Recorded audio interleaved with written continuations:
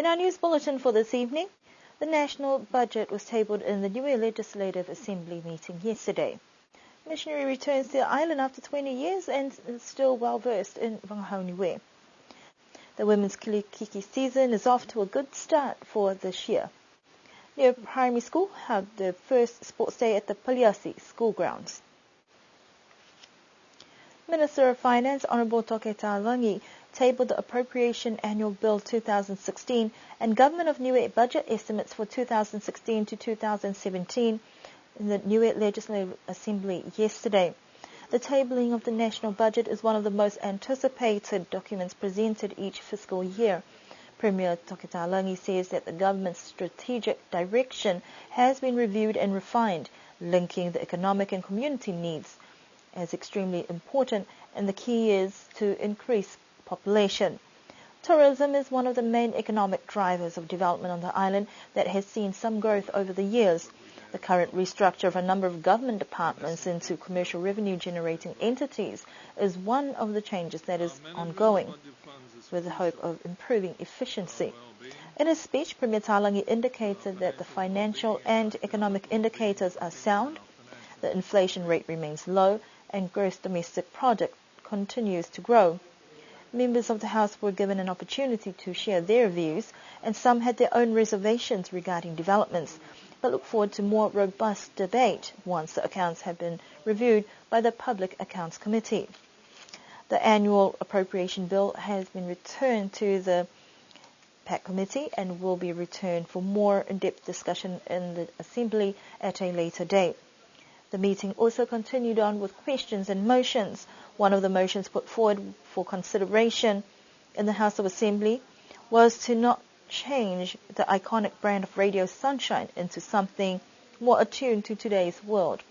This motion was put through by Member of Parliament for Lufi North, Honourable Vainga Tukuitonga, and passed by 12 of the 15 Members of Parliament who were still at the meeting at the time. Radio Sunshine hit the airwaves in 1967 with some improvised gears taken from the Japanese shipwreck and shared a transmitter with the telecommunication department, amongst other things. It has since gone through changes in personnel and operation, but the name has always stayed the same. Radio Sunshine shone through in the midst of the damaging cyclone Hatta that devastated Niue in 2004, and with the proposed transformation changes in the pipeline, Vainga Tukuitonga's motion to maintain the brand name as part of the drive to maintain Taonga Niue was passed without any difficulties. Another motion passed was about the acceptance of people with refugee status to settle in Niue. Honourable Vainga Tukuitonga's other motion put in place measures so that refugees are not allowed to settle in Niue was also passed. Of the 11 members of Parliament who were present at the time of the motion, 10 voted for and 1 against the motion. Her concern of having refugees resettled in Niue was about their lifestyle and beliefs that may not be what Niueans are about, and the 10 who agreed with her motion shared the same concerns. A returning missionary made a special trip to Niue after 20 years, further deepening his connection to the island and its people. Tim Wilson served as a LDS missionary from 1994 to 1996 and has many fond memories of his time in Niue. He is now a police officer in the Washington state with a young family, but Niue has never been too far from his mind. This particular trip back to the island is special because he was able to bring his wife to share in the experience. We spoke to him today before he departed to gauge what his impression is of the island now. Most of the things are still the same. A lot of the things are still the same. But the good things that have changed is, you now have indoor toilets and indoor showers and indoor kitchens, and the water's warm when you take a shower. And the roads are all paved, unlike when I was here. And it's like you're driving on the surface of the moon sometimes when you were between the villages. But all those things are good, but mainly a lot of the things have stayed the same, which is really good. I would love to move here. This island holds a very special place in my heart, always has ever since I've been here. I love it here. I love the people here. I love the way of life here. I keep telling my wife we need to move here. She's a little afraid to do so because of her her family and her parents. She doesn't want to be that far from them. But, we'll see sometime. We'll go home and start planning my next trip to Niue, and we'll see if we're able to move here in the future at some point. Longhao Niue is considered as an endangered language with fewer than 5,000 fluent speakers.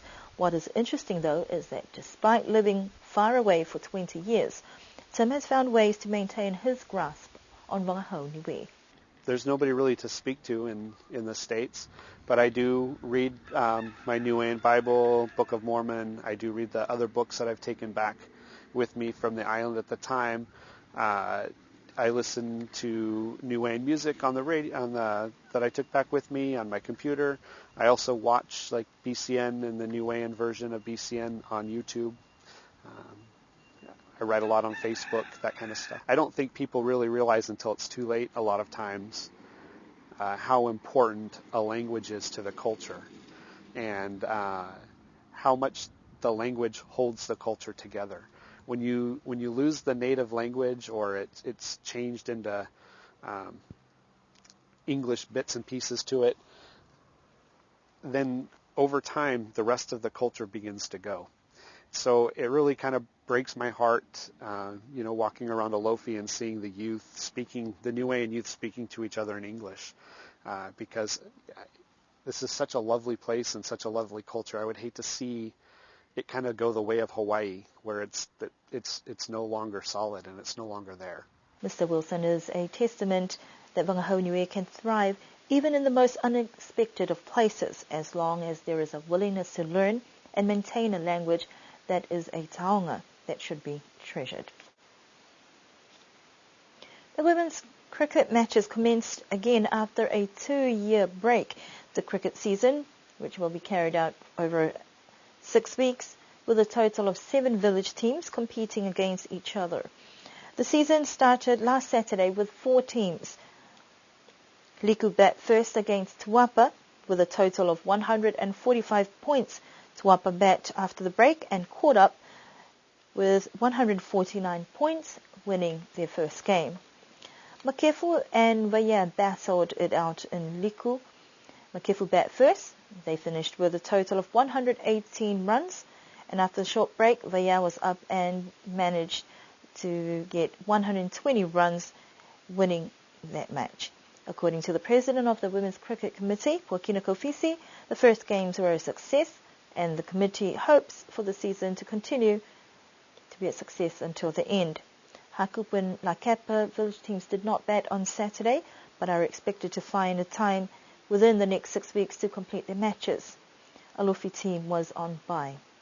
The committee is expected to hold a meeting after the second game is over this week. Paliasi School grounds was buzzing with action as Niue Primary School held their annual sports day on Friday. The school has relocated to a new school building this year, and this is also the very first sports day at Paliasi Sports Ground, a much bigger area than students are used to. The early childhood education students were not part of the sports this year because they already had a sports day last term with the early childhood centres from the outer villages. Selected judges had their work cut out for them as each of the 4 teams proceeded with their march past with a few chants and challenges, but it was the solo performance of the running man from Paeko's leader that had the crowd entertained.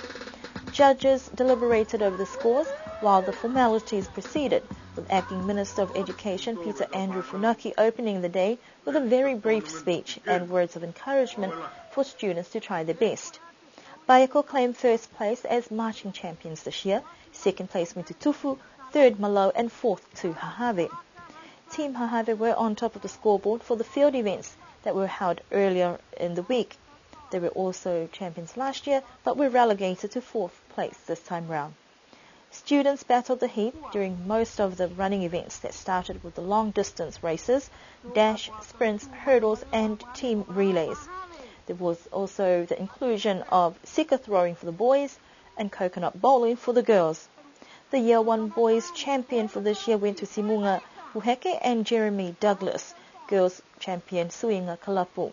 Year 2 boys champion Tapaeko Lafita and Taliu Tohovaka, and for the girls Mirioni Bihingia. Year 3 boys champion Joshua Buckner, and for the girls Tepua Walesi. Year 4 boys champion Zinedine Ioane and girls Diana Randrole. For the Year 5 boys, there were 3 champions, Kalanise Fumai, Tangawai Tonga and Carlo Lopa. And for the girls, Kavana Misimesi Funaki. For Year 6 boys champion, Chadson Siakimoto, and the girls went to Annalise Pavihi Sioniholo. Once all the scores were tallied up, Maloti were on fire, coming out on top as the overall champions for this year's Sports Day. Ahave in second, Bayako in third, and Tufu placed fourth. Those are our stories that we have for you this evening. Do join us again for our next news bulletin on Thursday.